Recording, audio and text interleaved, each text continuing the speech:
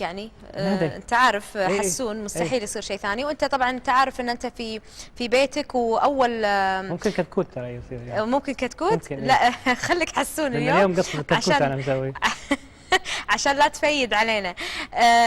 حسون يمكن مثل ما المشاهدين عارفين اول لا تكفى بتكلم الكنترول بتخرب حلقتي.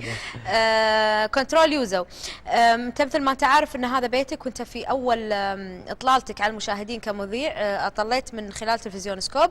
يمكن انا شقحت بالاسئله على طول الى تجربتك كمذيع. نتكلم عن التجربه وشلون صارت. يعني انت ادرى شلون صارت؟ هي صارت صدفه. كان يفترض انه يقدم معاك في البرنامج اخونا نمسي عليه بالخير سعود شويعي. نعم. في برنامج هداءات، وكان من اخراج المخرجه العظيمه الفذه الجميله فاطمه الناصر. اكثر فعشان تمدد لي وقت بس. زين. اعتذر سعود لاسباب انا ما ادري عنها، وعلى طول طبعا كبش الفدا منه انا حسون. نعم. يلا باكر عندك هوا، وانا طبعا يعني ماني مذيع ولا اعلامي ولا تدربت، وعلى طول خذوه فغلوه. فطلعنا هوا والحمد لله يعني توفقنا.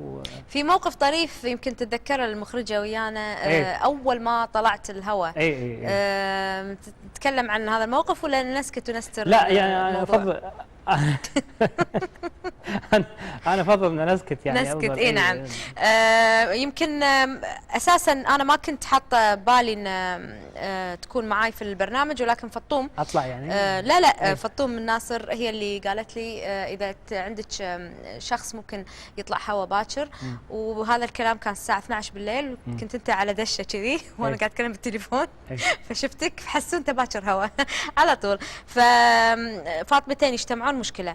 انزين من سنتين بديت باغنيه تقول لي روح، وبعدين ام الخير ورب العباد اللي كانت مقدمه فيلم، واخيرا خذ حياتي.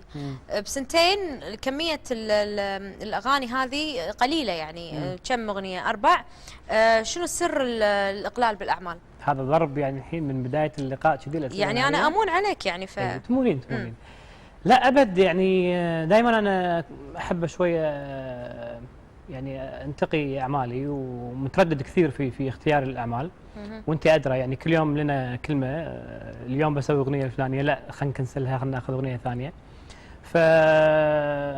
فتردد شوي وحرص على الاعمال نفسها. نعم. وبعدين بالعكس يعني اتوقع 4 اغاني بسنتين زائد تقديم اكثر من برنامج.